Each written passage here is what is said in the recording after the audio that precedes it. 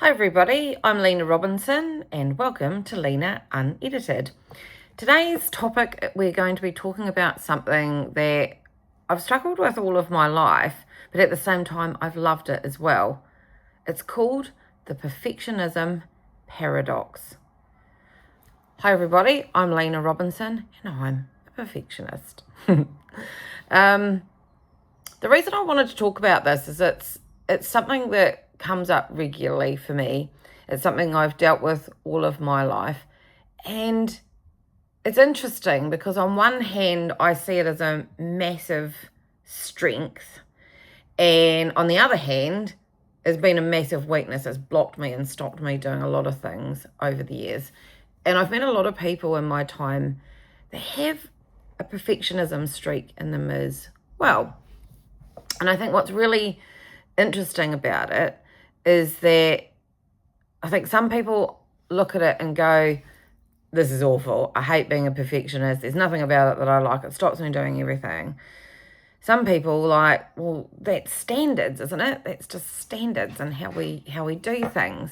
So I think I wanted to delve into that a little bit more. So I talked to my dad about this quite a lot, actually. Shout out to Big B, Bruce Robinson, because he has it as well. He's a massive perfectionist, probably worse than I am. Well, in fact, not probably, definitely worse than I am. And I know, and I've talked to him about this just the other day, actually, it's learned behaviour. I learned perfectionism and everything that kind of surrounds being a perfectionist from watching my dad. My dad's my hero, so I grew up watching like, oh, that's how you need to be. That's how you need to do. Standards need to be high, blah, blah, blah. But there's a big difference between ambition and standards and perfectionism. So I guess one of the questions I wanted to ask myself as well was, apart from like, where did it start? And it's obvious to me it started just watching Dad, is that when did I first learn that being a perfectionist was something to be proud of?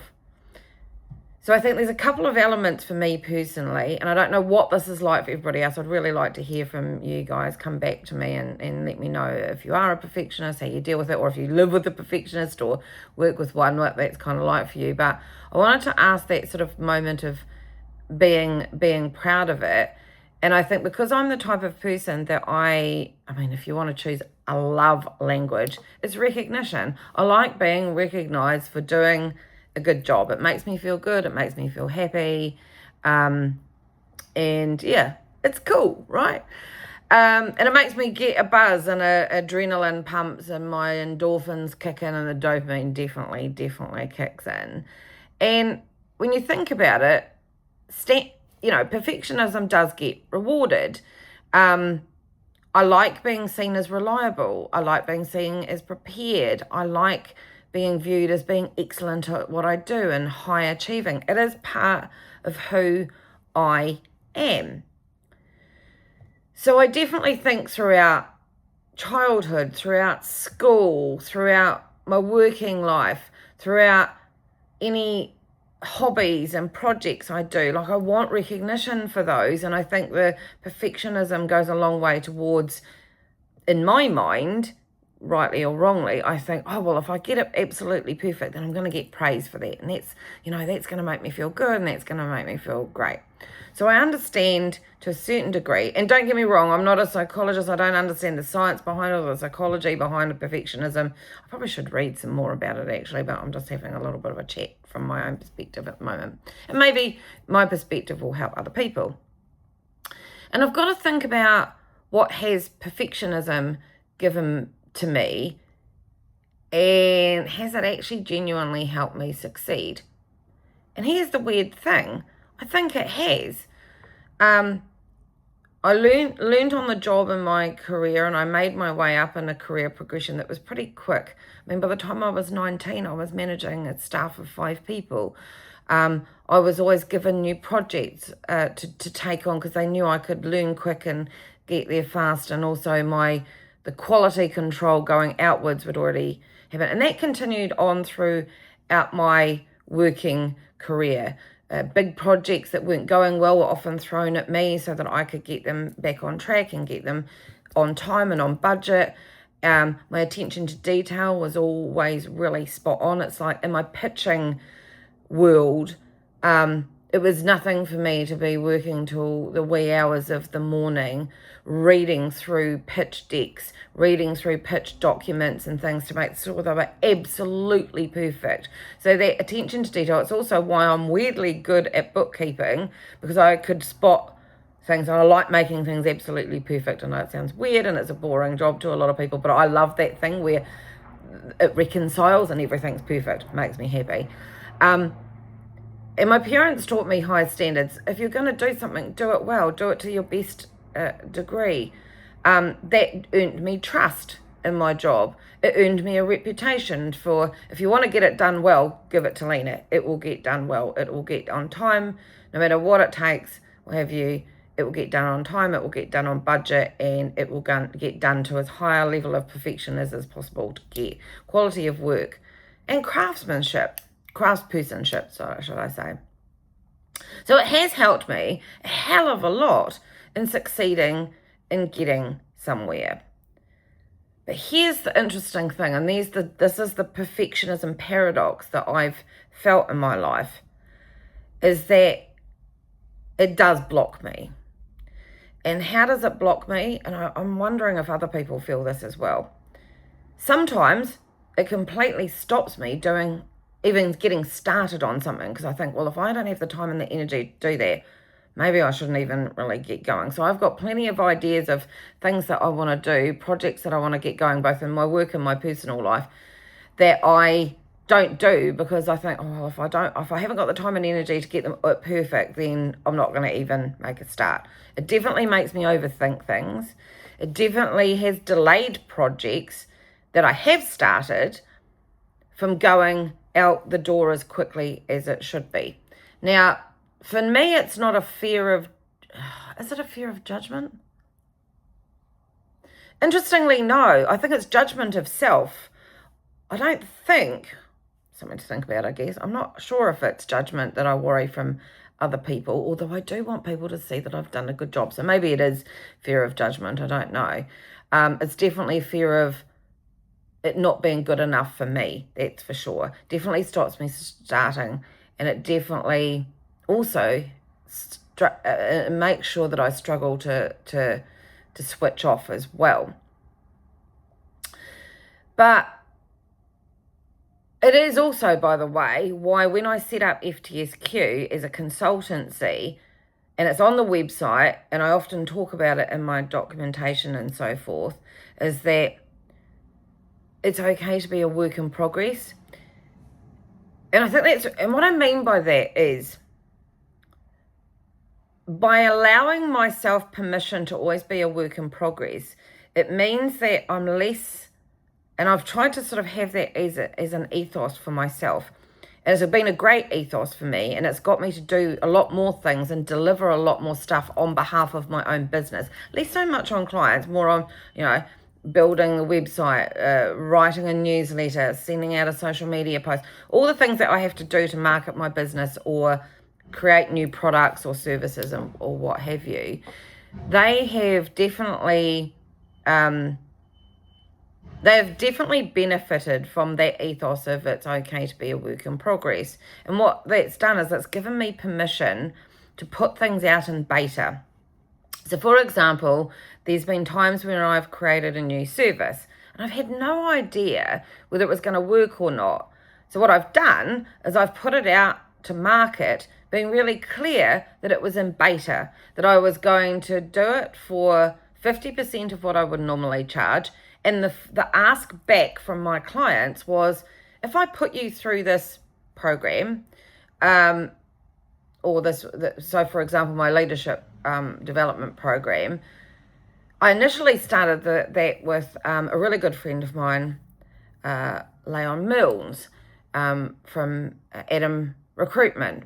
And he was great. He wanted some leadership development about specific things. I'm not going to talk about what, because that's between me and him. But what he was really good at is that it was in stages. It was over a few months, and every time we had a session, he would feed back to me, well, that worked and that didn't. And that enabled me to sort of craft it better and get it home better. And there was a value exchange that worked really well. And I think if you're running a business and you're finding that your perfectionism, or somebody in your business's perfectionism, is holding back starting something or completing something or delivering something out into the marketplace with fear of it's not perfect, so I'm not gonna stick it out there yet, then my advice is to start thinking about always being a work in progress. I mean, if it's good enough for the software development companies, which are really good at this, by the way, they will often stick out a new product or a new update. It's why they're always updating, because they're always in beta. They're always learning. They're always being a work in progress. They don't put anything out, whether it be software or hardware in the form of Apple's hardware. They don't put it out perfect. And they're okay with that. And that's a really big learning for any of us that are perfectionists, by the way. So I have probably delivered a lot more things for myself. And I still have to, today's a really good example of I need to do some things for the business, and I've been putting it off. And I know what it is. It's about perfectionism. So I need to just get out there and get going with it. But that always being a work in progress thing has really, really helped me. And that ethos and mindset of it's okay to put something out there and be okay with getting critical feedback from people, if you're going to take that not as a punch in the gut, but as a way of learning about what your audience might actually be needing and wanting. Like, it's good feedback to get that kind of criticism, I think. And you can always learn from it, and you can always reject it as well. If you don't think it's correct, it's okay to just go, do you know what? Thank you very much. I really appreciate what you said. I'm going to sit with it. And I'm not very good at this, by the way. I still have to learn how to take criticism better. And I think that is the perfectionism bit as well. It all hits. Not always, but what I'm really learning to do hard and fast is it's okay to learn from what people are viewing, take it on board, deal with what you think is correct with what they've said, and leave whatever you don't agree with. And that's fine.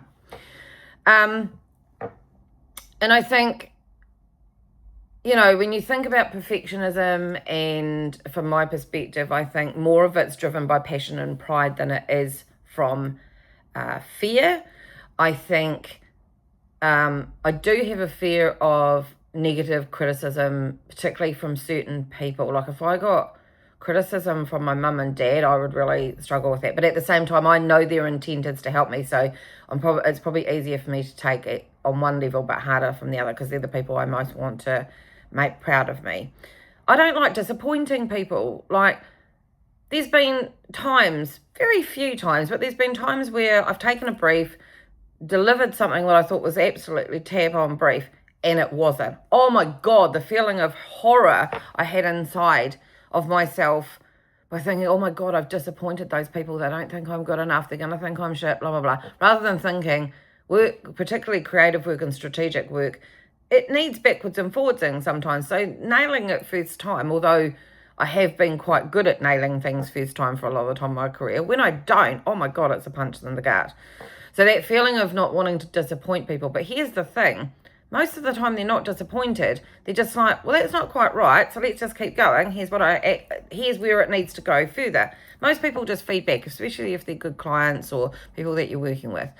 The being exposed bit, is it exposing me? Yeah, I think post-illness, particularly for me, I often feel a lot more imposter syndrome with the brain that wasn't working, although that's getting better and better all the time, obviously, and it's definitely more than capable of dealing with things these days. Although, it's just doesn't work the same way it used to.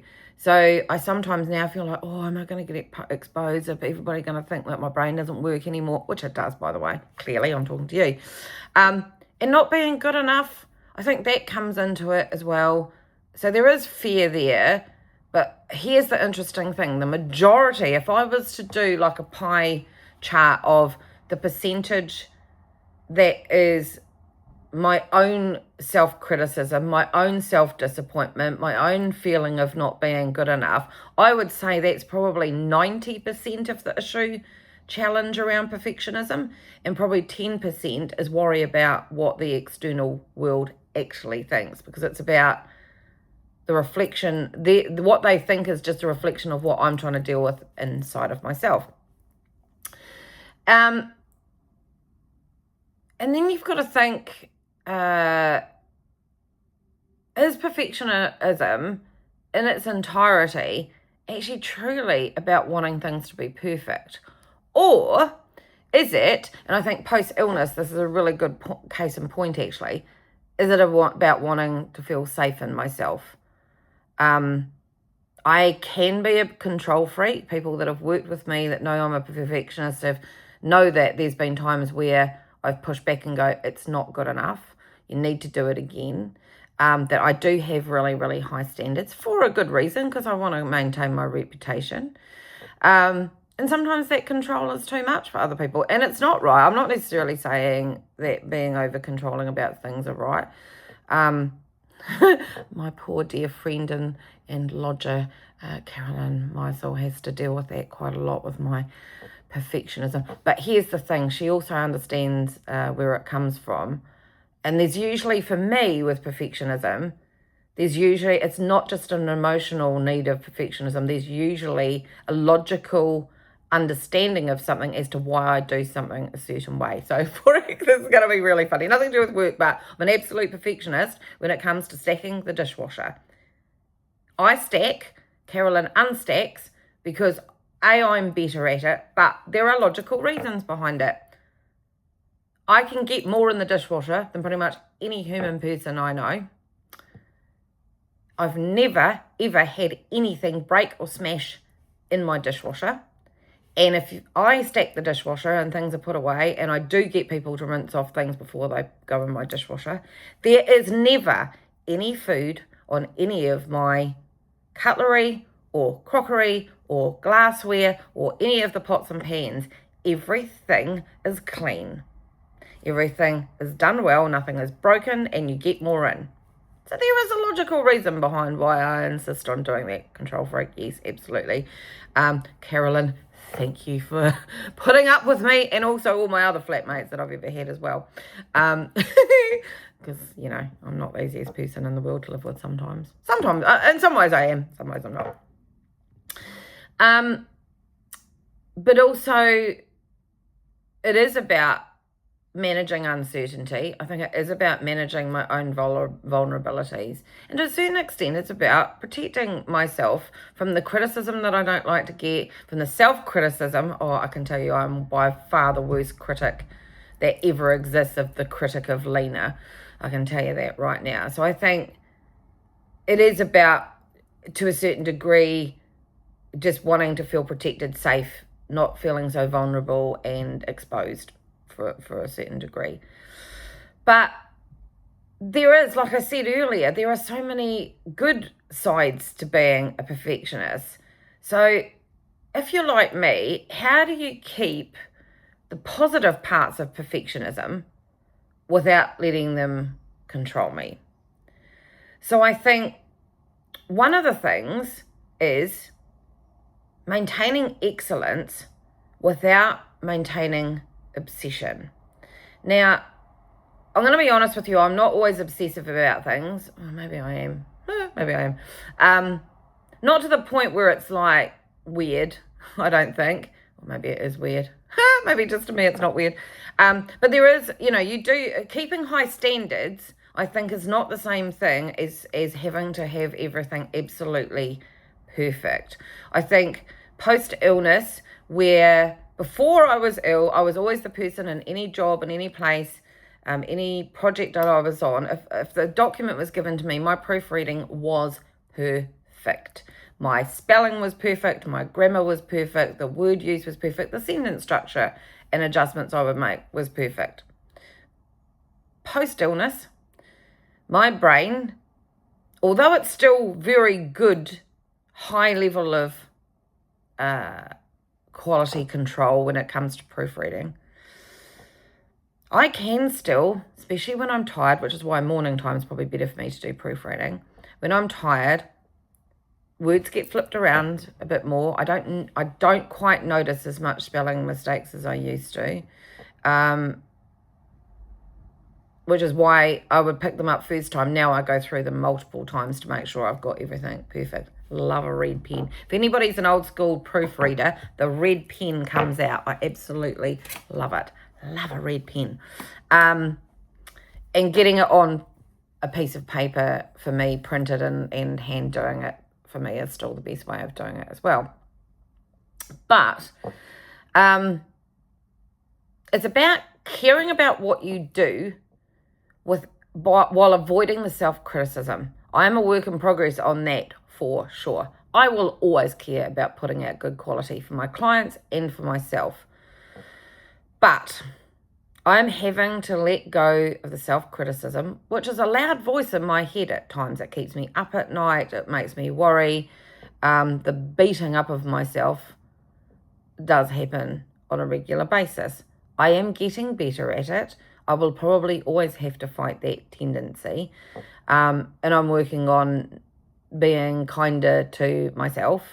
And I'm also being okay with...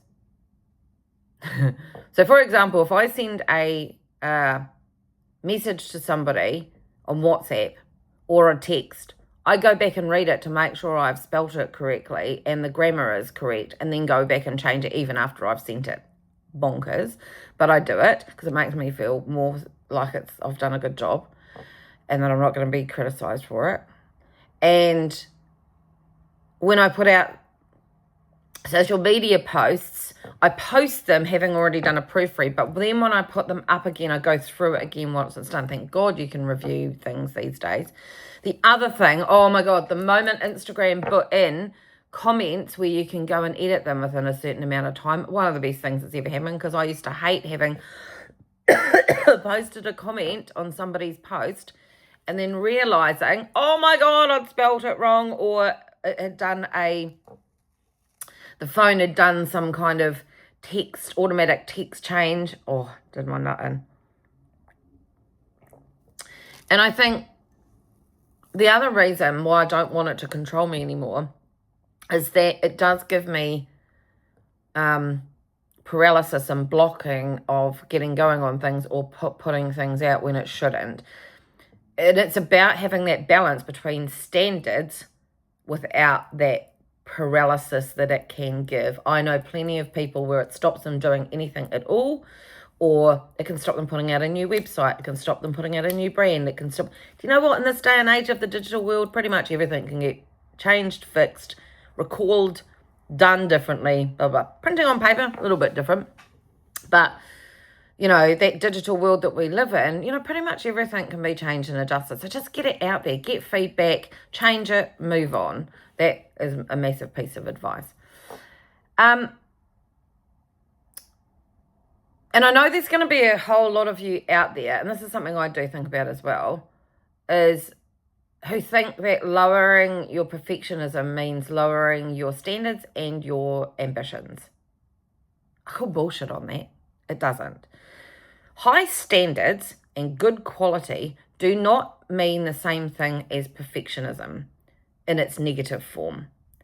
Good level of perfectionism can lead to good quality, ambitions and goals and drive and things being of a very, very high standard. It's why I've always been really good at things like I said, the proofreading, the pitch documents being sent out, being absolutely smashing, and materials and everything, and the way that people communicate.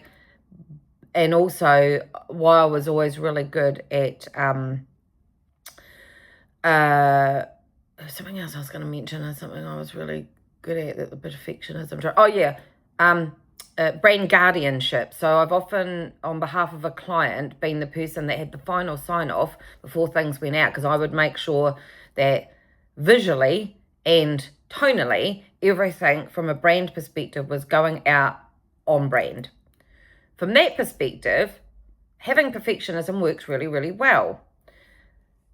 It hasn't stopped me from the perspective of driving me forward and wanting to achieve things. It definitely has stopped me putting out projects and things sometimes. But what I need to balance, and I think what you need to balance out there as well, is the difference between ambition, drive, high standards and high quality, and having a high bar and having an unachievable perfectionism bar that you will never be happy. And I think you need to kind of balance those two things out. Use the good sides of your perfectionism to drive quality, to drive high standards, to drive all those things that you find in founders, you find in creatives, you find in high achievers. But what you don't want to do is take it to such an nth degree that it blocks you starting projects, it blocks you finishing projects, it blocks you taking ideas to reality, for launching products. You know, I was watching something the other day on ideas, and I can't even remember what it was now. Anyway, I think it was a YouTube thing on ideas, and that nobody ever got rich off of an idea. People get annoyed by going, well, I had that idea first. Yeah, but you didn't do anything with it. Somebody else did something with it that was similar. That happens a lot, actually, by the way. An idea is not enough. Getting it out there, doing something with it, promoting it, what have you, when you're a business owner, or even if you're a creative of any type, you need to get your stuff out there. Otherwise, it's never going to be seen, and it will just stay as an idea. So, in rounding everything up that we've talked about today, and in my challenge with perfectionism, I advise you to have a rethink about my ethos of it's okay to be a work in progress. To have a look at your list of big ideas. If you are a perfectionist that you've been holding back on, just get going with them. Start them, those ones that you haven't started, and those that you have started, finish them to a good level where you can get them out and get feedback from other people, knowing that it's a beta for yourself, because it is better to do 80% of something than hold on because of the 20% that still isn't quite right and never push anything out at all. So yeah, that's my thing about perfectionism. There's a whole lot of things I need to go and think about for myself today. I'm going to be thinking about how I can do better about being a work in progress. Thank you for listening. Thank you for listening to myself and Lena, being on Lena Unedited. If you haven't done it already, if you can like and subscribe, that would be really, really helpful. I am trying to build Lena Unedited up into something that will be really useful for other people. One of the things I've been holding back on, which I know I need to do, is using a new software to get clips to be able to do shorts on YouTube, which I haven't done yet. I've been holding back on that because I'm like, I don't know what to do. Well, I think I'm going to figure out a way to do that so we can start getting some shorts out there. Anyway, thank you everybody for listening. See you next time. See you later.